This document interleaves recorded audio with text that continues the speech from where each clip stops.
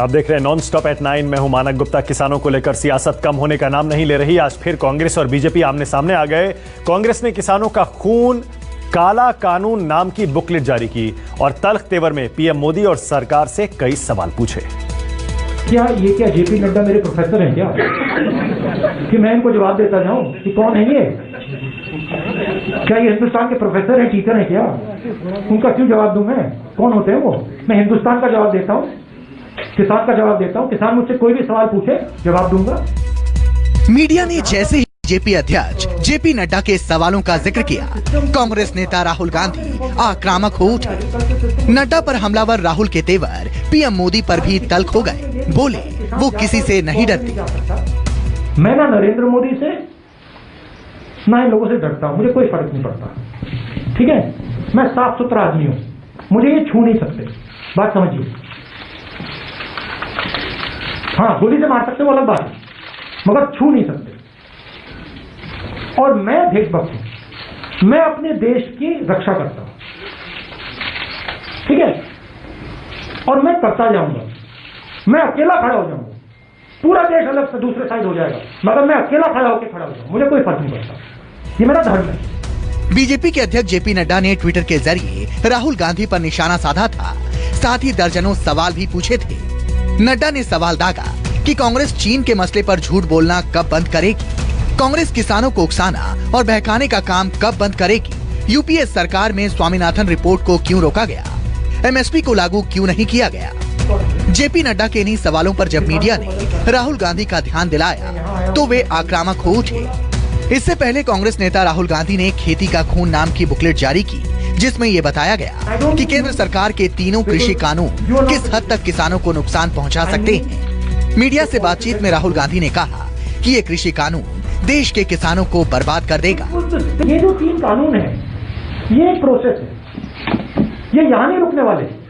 इनका लक्ष्य है कि हिंदुस्तान के किसान को ये खत्म करना चाहते हैं। और ये जो पूरा एग्रीकल्चर सिस्टम है, ये अपने 3-4 मित्रों को देना चाहते हैं। ये रियलिटी है।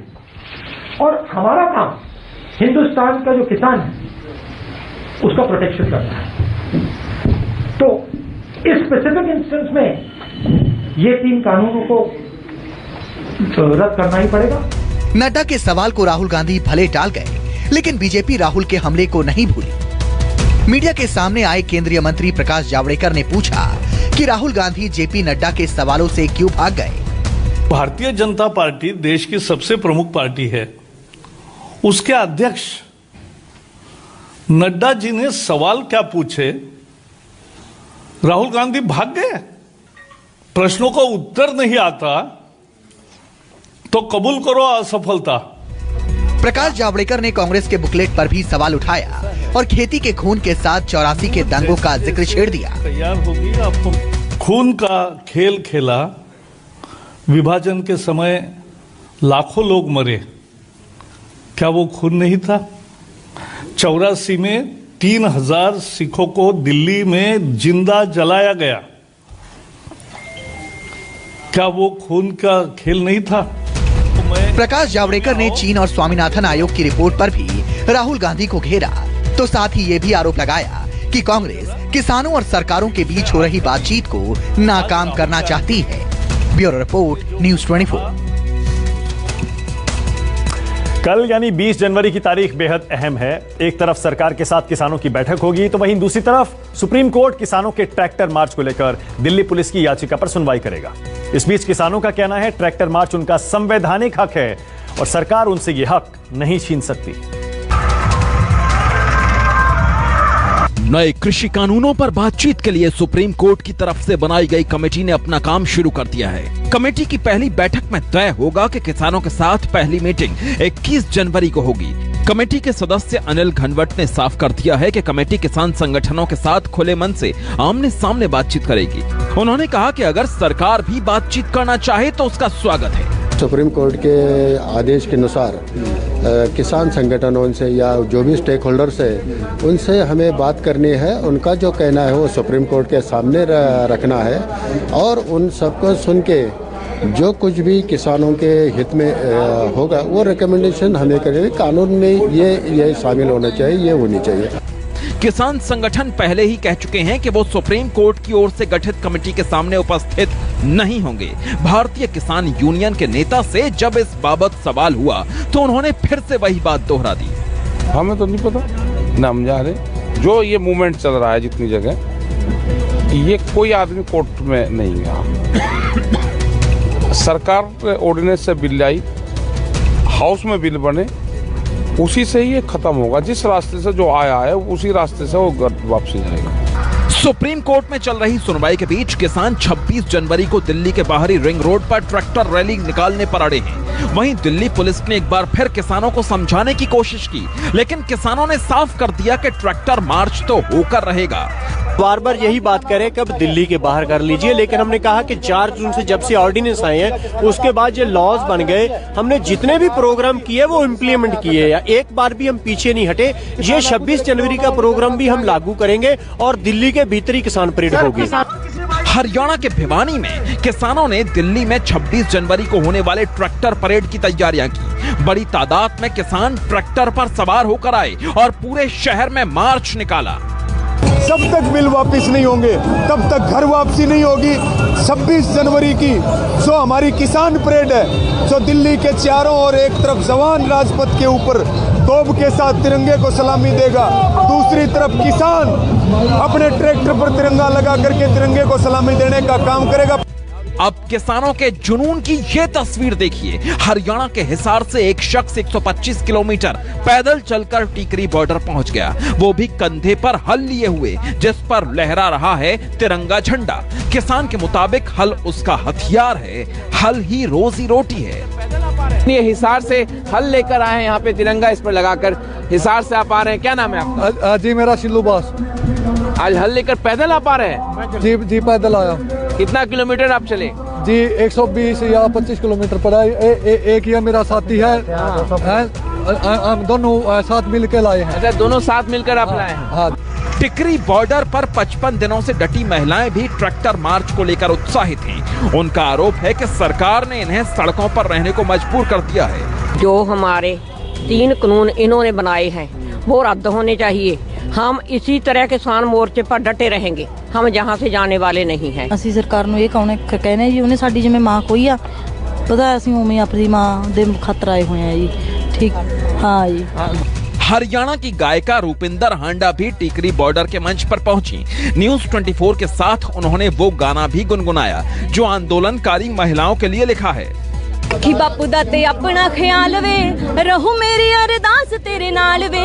रखी बापू दा ते अपना ख्याल वे, रहू मेरी अरदास तेरे नाल वे। एह कौम है पंजाबियां दी वखरी, जड़ा सने लै जू पट के। हो कणकां नू पानी वे मैं आप लाऊंगी, वे तू दिल्ली विच खड़ा रही डट के। कुंदन सिंह और प्रभाकर मिश्रा के साथ मनीष कुमार, दिल्ली, न्यूज 24। माफीनामे के बावजूद वेब सीरीज तांडव पर घमासान थमने का नाम नहीं ले रहा। देश भर में आज फिर इसके खिलाफ प्रदर्शन हुए, शहर शहर थानों में शिकायतें दर्ज हुई। हालांकि बढ़ते विवाद के बाद मेकर्स ने विवादित सीन हटाने का ऐलान किया है। वेब सीरीज तांडव पर देश भर में मचे बवाल के बीच इसके डायरेक्टर ने बिना शर्त माफी मांग ली, लेकिन सियासी तांडव अभी थमा नहीं है। मुंबई की ये 2 तस्वीरें इसी की बानगी हैं। सोमवार को महाराष्ट्र बीजेपी नेता राम कदम की अगुवाई में बीजेपी कार्यकर्ताओं ने तांडव के पोस्टर पर जूते चप्पल चलाए, तो मंगलवार को अपने समर्थकों के साथ वो घाटकोपर पुलिस स्टेशन में भूख हड़ताल पर बैठ गए। बीजेपी नेता राम कदम ने वेब सीरीज के एक्टर और डायरेक्टर के खिलाफ एफआईआर दर्ज कराने की मांग की, तो लगे हाथ ये भी कह डाला कि अब पूरे देश में तांडव होगा। मुंबई पुलिस के रवैये से नाराज राम कदम ने महाराष्ट्र की उद्धव सरकार पर भी तीखे हमले किए हैं। हिंदुत्व की बात शिवसेना चुनाव समीप आने के समय करती है। अब उनका हिंदुत्व कहाँ खो गया, कहाँ खो गया? अरे देवताओं को गाली दी है, किसी एक व्यक्ति को नहीं दी। व्यक्ति को गाली दी माफी समझ सकते, देवताओं को गाली देने के बाद इनका खून क्यों नहीं खोलता? ये तो गिरगिट की तरह इनका हिंदुत्व है जो चुनाव समीप आते ही रंग बदलता है। यूपी में भी वेब सीरीज पर सियासी घमासान जारी है। शाहजहांपुर के कटरा से बीजेपी विधायक वीर विक्रम सिंह ने भी इसके खिलाफ एफआईआर दर्ज कराई है, तो वहीं गौतम बुद्ध नगर के ग्रेटर नोएडा में बीएसपी कार्यकर्ता ने भी थाने में शिकायत दर्ज कराई।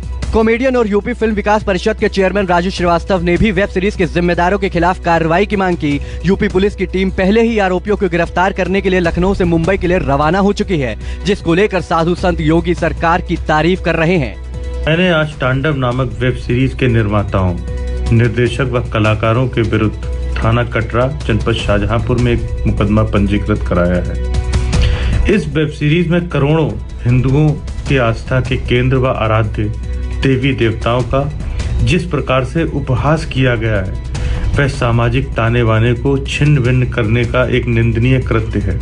तांडव वेब सीरीज के निर्देशक, अमेजन प्राइम के इंडिया हेड, अभिनेता, अभिनेत्री और लेखकों के विरुद्ध अभियोग पंजीकृत किया गया है और चूंकि इसमें SC/ST एक्ट भी लगा है तो इसमें राजपत्रित अधिकारी द्वारा इसकी विवेचना की जाएगी। वो चाहे PK फिल्म में आमिर खान हो, चाहे सैफ अली खान हो और चाहे तांडव का डायरेक्टर हो, ये सब योजनाबद्ध तरीके से प्लानिंग करके कर रहे हैं। तुम लोग कितनी भी प्लानिंग कर लो, लेकिन हिंदू धर्म इतना छोटा नहीं है, इतना सूक्ष्म नहीं है कि तुम इसको डैमेज कर पाओगे। उत्तर प्रदेश के मुख्यमंत्री जी ने इस पे विशेष संज्ञान लिया और सारे संत महात्मा और सनातन प्रेमियों ने इसका कड़ा विरोध किया। अखिल भारतीय अखाड़ा परिषद इसका कड़ा विरोध किया था, तब इन्होंने जाकर के माफी मांगी है। महंत नरेंद्र गिरी योगी सरकार की पीठ थपथपा रहे हैं, लेकिन सूबे के पूर्व मुख्यमंत्री और समाजवादी पार्टी के मुखिया अखिलेश यादव पूछ रहे हैं कि आखिर एक छोटी सी फिल्म में ऐसा क्या है जिसको लेकर पूरी यूपी सरकार तांडव मचा रही है। कांग्रेस भी योगी सरकार से ऐसे ही सवाल दाग रही है। तांडव क्या है? एक छोटी सी सीरीज है, उस पे पूरी सरकार तांडव मचा रही है। सुनने में तो ये आ रहा है कि यहाँ की पुलिस वहाँ जा रही है, वहाँ की पुलिस जो ढूंढ रही वो यूपी में है। तांडव के बारे में जो भारतीय जनता पार्टी की तरफ से जो कहा गया है कि वेब सीरीज को बैन किया जाए, तो मैं समझता हूं कि भारतीय जनता पार्टी को भी कानून पर विश्वास होना चाहिए। जब जगह जगह पर FIR दर्ज हो चुकी है तो वो आवश्यक कार्रवाई उसमें होगी और उसकी प्रतीक्षा की जानी चाहिए। मध्य प्रदेश के गृह मंत्री नरोत्तम मिश्रा ने भी वेब सीरीज तांडव को हिंदू धर्म की भावनाओं से खिलवाड़ बताया है। मिश्रा ने कहा कि मध्य प्रदेश सरकार भी इसके खिलाफ केस दर्ज करेगी। जिस तरह से जीसान अयूब, सैफ अली खान, अब्बास जफर, उन लोगों ने प्रतिक्रिया व्यक्त की है हमारे धर्म पर, धार्मिक भावनाओं पर, मैं निंदा करता हूं और मध्य प्रदेश सरकार भी इस पर केस रजिस्टर्ड करेगी। बिहार में भी वेब सीरीज तांडव पर सियासी तांडव चरम पर पहुंच गया है। सत्ताधारी JDU हो या विपक्ष RJD, सभी वेब सीरीज के प्रसारण पर रोक की मांग कर रही हैं। अपने देश में आप जानते हैं कि हमारे देश में जो हमारा जो संविधान समाज के सभी लोगों को, सभी वर्गों को अपना अपना जो भी उनका धर्म है उसको मानने का, उसका प्रचार करने का सबको अधिकार है। किसी भी निर्माता निर्देशक को इस तरह के फिल्मांकन को प्रसारित करने से पहले इस बात का ध्यान रखा जाना चाहिए कि किसी भी धर्म के लोगों की भावना आहत ना हो, कि चाहे किसी भी धर्म के लोगों की हो, भावना आहत होती है तो ऐसे प्रसारण पर रोक लगनी चाहिए। सोमवार को वेब सीरीज तांडव के डायरेक्टर अली अब्बास जफर ने लोगों से बिना शर्त माफी मांगी थी। उन्होंने कहा था कि उनका इरादा किसी भी धार्मिक भावना को आहत करना नहीं है, लेकिन लगता है सियासत अभी इस मुद्दे से दूर होने का इरादा नहीं रखती। पटना से सौरभ कुमार, लखनऊ से अशोक तिवारी, गौतम बुद्ध नगर से मोहम्मद यूसुफ और भोपाल से विपिन श्रीवास्तव के साथ दीपक दुबे, मुंबई न्यूज 24। नमस्कार, मैं हूं मानक गुप्ता। अगर आपको हमारा ये वीडियो पसंद आया हो तो इसे लाइक और शेयर जरूर करें और हाँ, हमें सब्सक्राइब और फॉलो करना ना भूलें ताकि आप देश और दुनिया की कोई खबर मिस ना करें। तो जुड़े रहिए हमारे साथ और देखते रहिए न्यूज 24।